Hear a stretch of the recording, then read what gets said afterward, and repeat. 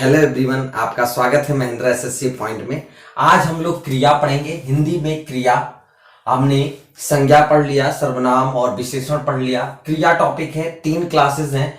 पहला क्लास हमारा ये है परिभाषा। समझिएगा, क्रिया क्रिया का मतलब ये होता है कि वे शब्द जो कर्ता के द्वारा किसी कार्य के होने या करने को व्यक्त करें।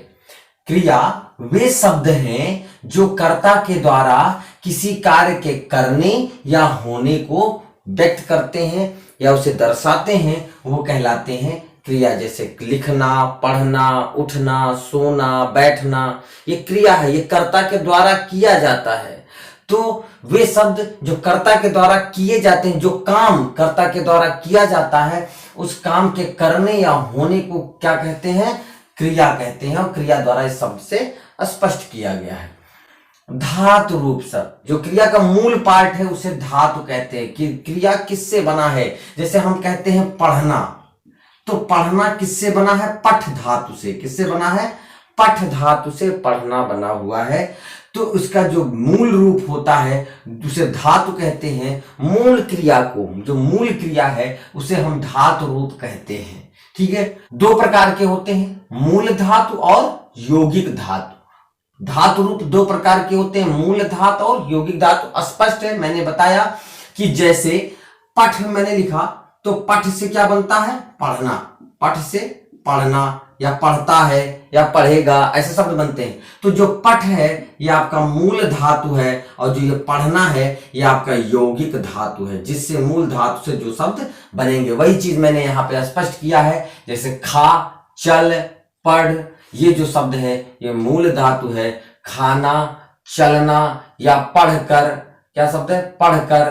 तो पढ़कर, चलकर, तो हमें इनसे जो शब्द बनते हैं, जो यौगिक धातु बनती है। देखिए, यौगिक धातु का मतलब समझिएगा। यौगिक धातु मतलब जिसमें प्रत्यय जुड़ जाए।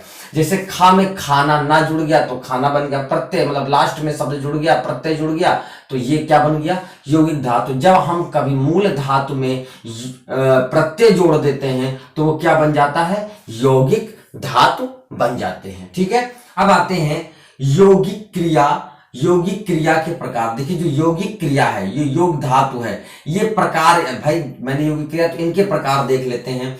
ये 3 प्रकार के होते हैं, प्रेरणार्थक क्रिया, यौगिक क्रिया और नाम धातु क्रिया। ध्यान से, प्रेरणार्थक क्रिया क्या कहलाती है? शब्द से क्रिया, प्रेरणा मतलब जब कर्ता किसी कार्य के लिए किसी को प्रेरित करे, मतलब कर्ता उस कार्य को नहीं करेगा। प्रेरणार्थक क्रिया में कर्ता किसी से वो कार्य को करवाएगा। जैसे लिखवाना, लिखवाना, पढ़वाना, पिलाना।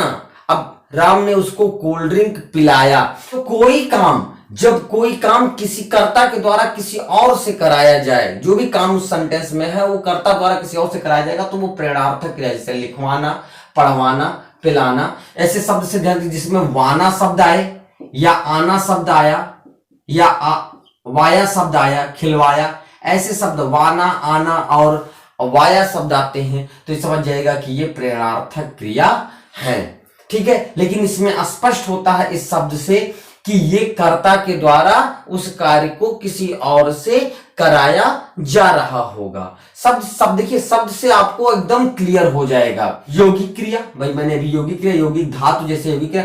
यौगिक क्रिया का मतलब यह हो गया कि 2 क्रियाओं का मेल, खिलाना पिलाना, पढ़ा लिखा कर। अब देखिए, 2 क्रिया आपस में जुड़े हुए। पढ़ा लिखा कर, मैंने तुम्हें बड़ा किया, तो पढ़ा लिखा मतलब दोनों शब्द, 2 क्रिया आपस में जुड़कर प्रयोग किए गए हैं, तो इसी को कहते हैं हम यौगिक क्रिया। कहीं ना कहीं ये संयुक्त क्रिया भी कहलाएगी, अभी आगे हम चर्चा करेंगे। नाम धातु क्रिया। नाम धातु क्रिया, नाम धातु मतलब जब संज्ञा से क्रिया बनाई जाए। जब संज्ञा से हम क्या बनाए? क्रिया बनाए। जैसे लतियाना, मतलब लात से शब्द बन गया लतियाना। लात आपको क्या बन जाएगा? लात आपकी संज्ञा है, लेकिन लात से क्रिया बन गई लतियाना। क्रिया है, लतियाना एक क्रिया है। गरियाना, गाली शब्द से गरियाना बन गया। तो मतलब जब संज्ञा से कोई क्रिया बन रही होगी तो वो नाम धातु क्रिया होगी। संज्ञा से जब कोई क्रिया बनेगी तो वो क्या बनेगी? नाम धातु क्रिया बनेगी। और जब क्रिया से कोई संज्ञा बनेगा तो उसको क्रियार्थक क्रिया कहा जाएगा। क्रियार्थक संज्ञा आप भी कह सकते हैं, क्रियार्थक संज्ञा, यहाँ पे क्रिया कह दिया गया है लेकिन क्रियार्थक संज्ञा कहते हैं। ठीक है, अच्छा तो ये हो गई नाम धातु क्रिया। नाम धातु क्रिया मतलब जो संज्ञा से क्रिया, जैसे लतियाना, लात से लतियाना, गाली से गरियाना, बात से बतियाना, ऐसे शब्द बनते हैं। क्रिया के भेद, अब हम देखते हैं क्रिया के दो मुख्य भेद हैं, सकर्मक क्रिया और अकर्मक क्रिया। सकर्मक क्रिया मतलब जिसमें कर्म पाया जाए, जिसमें कर्म पाया जाए। अकर्मक क्रिया जिसमें कर्म ना पाया जाए। इसी शब्द से स्पष्ट हो रहा है, सकर्मक मतलब वो क्रिया जो कर्म से युक्त हो, मतलब क्रिया का सीधा प्रभाव किस पर होता है, कर्म पर होता है। मतलब आप ये जानिएगा कि क्रिया सीधे किस पे डायरेक्ट होगी, कर्म पर होगी। जैसे मैं एग्जांपल दे रहा हूं कि राम स्कूल जाता है, बहुत छोटा सा एग्जांपल है, राम स्कूल जाता है, तो कौन सी क्रिया हो रही है, जाने की। अब जाना है तो कहां जाने का काम कौन कर रहा है, ये बात की बात है। जाने का कार्य हो रहा है तो जाने का पहला काम, जाने का मेन काम होता है जाना, तो जहां कहां जा रहा है, स्कूल। तो इसका मतलब जो जाने का काम है वो स्कूल की तरफ हो रहा है, तो ये इसके लिए क्या हो गया, कर्म हो गया। तो जैसे इस सेंटेंस में लिखा, तो मैंने लिखा कि स्कूल जाता है, तो ये इसके पास क्रिया है, तो इसको क्या कहा जाएगा, सकर्मक। लेकिन यही मैं लिख दूं राम सोता है, राम सोता है, तो भैया काम तो सोने का कर रहा है, लेकिन इसका प्रभाव सीधा कर्ता पे आ रहा है, कोई और बीच में कर्म नहीं है, इसमें बीच में कर्म नहीं पाया जा रहा है। क्रिया, भाई कर्ता तो क्रिया को कर ही रहा है, लेकिन क्रिया का प्रभाव किसी भी चीज पे नहीं है, जबकि जाने का प्रभाव यहां पे स्कूल पर है। तो इसका मतलब यह हो गया कि राम स्कूल जाता में जाना किस पे है, कर्म का क्या है इसके यहाँ पे, स्कूल। और राम सोता है तो सोने का प्रभाव किसी पे नहीं है। तो इसका मतलब यह होता है कि कर्म युक्त का मतलब, सकर्मक क्रिया का मतलब जिसमें कर्म पाया जाए। जैसे मैंने लिखा है श्याम पत्र लिखता है, तो लिखने का जो संदर्भ है ये किस पे आ रहा है, पत्र पर आ रहा है। अकर्मक क्रिया जिसमें कर्म नहीं पाया जाता, जिसमें क्रिया का प्रभाव कर्म पर नहीं होता। जैसे सीता सो रही है, भाई सो रही है, किस, इसका कोई कर्म नहीं है, बस सीता सो रही है, करता है, कर्ता का छोड़ करके कोई ऐसा कर्म नहीं जिसपे सोने का प्रभाव पड़े। ठीक है, तो ये हो गई आपकी अकर्मक क्रिया। चलिए कुछ अन्य प्रकार भी हैं, इस पे भी ध्यान देंगे। कह रहा है सहायक क्रिया। सहायक क्रिया हमने सेंटेंस हमेशा पढ़े हैं हिंदी में, अंग्रेजी में, जिसमें लास्ट में राम खाना खाता है। भाई खाता जाता तो आपकी क्रिया है ये, लेकिन इसके साथ एक है जो है ये इसकी सहायक क्रिया, इसी से सेंटेंस जो है वो पूर्ण होता है। तो है, हूं, रहा, रही, था, थी। ठीक है, तो जब ऐसे सिंगल शब्द आते हैं तो ये जो शब्द हैं ये क्या कहलाते हैं, सहायक क्रिया की सहायता करते हैं, बस इतने का काम इनका होता है। पूर्वकालिक क्रिया, पूर्वकालिक क्रिया, शब्द पूर्वकालिक मतलब जो कार्य पूर्ण हो चुका हो, वो क्रिया जो पूर्ण हो चुकी हो। जैसे मैंने लिखा कि वह घर आकर खेलने चला गया, तो यहां पे दो कार्य हो रहे हैं, पहला तो इस घर आने का काम हो रहा है और दूसरा खेलने जाने का काम हो रहा है। तो इसमें खेलने चला गया, ठीक है, जा रहा है या चला गया, मतलब एक काम हो चुका और एक काम अभी पूर्ण हुआ, घर आकर के खेलने चला गया। मतलब कौन सा सेंटेंस पूरा हुआ, घर आकर खेलने चला गया, तो सब कार्य कौन सा पूर्ण हुआ, घर आने का, उसके बाद वो खेलने गया, तो कार्य जो पूर्ण हुआ है उसी को कहते हैं पूर्वकालिक क्रिया। मतलब यहां आकर जो शब्द है वो कैसा है, पूर्वकालिक क्रिया है। ठीक है, जो कार्य पूर्ण हो चुका है, मतलब जो क्रिया हो चुकी है। ठीक, नाम बोधक क्रिया। नाम बोधक क्रिया मतलब जिसमें संज्ञा जुड़ा हो, जिसमें संज्ञा या विशेषण जो है सब क्रिया के साथ जुड़कर आए, वो अपना अलग मतलब रखा। जैसे मैंने लिखा है, ये देखिए सांसें जो है ये आपकी संज्ञा है और भरना ये आपकी क्रिया है। दुखी होना, दुखी मतलब एक विशेषण शब्द है और होना एक क्रिया है।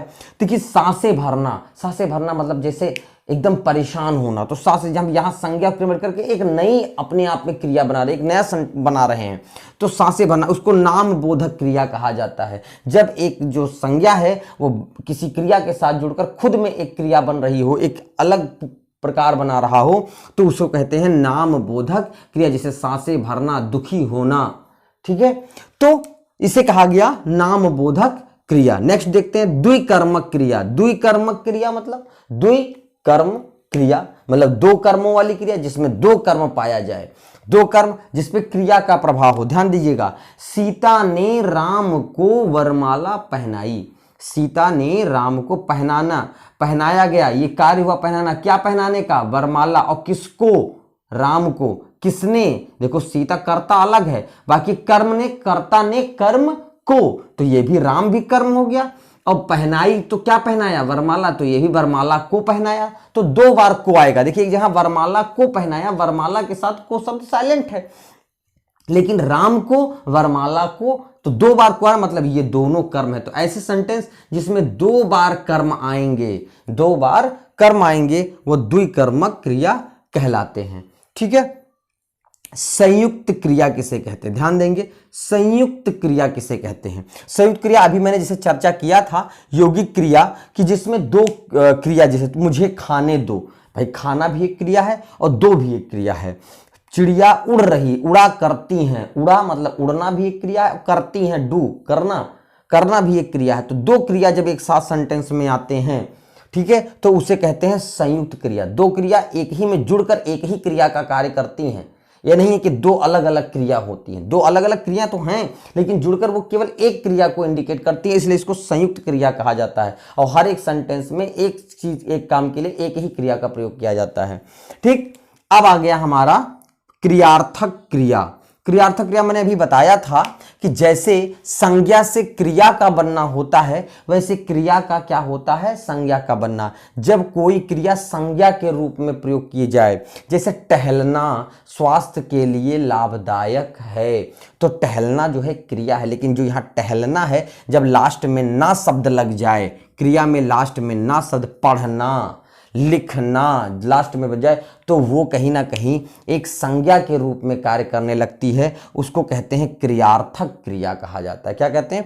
क्रियार्थक क्रिया कहा जाता है। इसको हम संज्ञा के रूप में भी समझ सकते हैं, लेकिन ये क्रियावाचक संज्ञा है, समझिए। जैसे इसको क्रियार्थक क्रिया, जो क्रिया का अर्थ लेती हूं।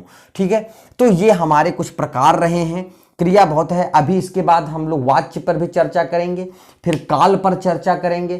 काफी अच्छा चैप्टर है, काफी अच्छा सेक्शन है। इससे भी प्रश्न आते हैं। आपको ये पूछा जाएगा कि इसमें कौन सी क्रिया है, सकर्मक अकर्मक क्रिया पूछी जा सकती है, इसमें से कौन सी क्रिया है ये पूछी जा सकती है। ठीक है, आपसे यहाँ पे कौन सी क्रिया किससे है ये पूछी जा सकती है। मैंने सारी चीजों का डिटेल लिखा है और अन्य 2 वीडियो हम लेके आएंगे। तो बस आज के लिए इतना ही। जय हिंद, जय भारत।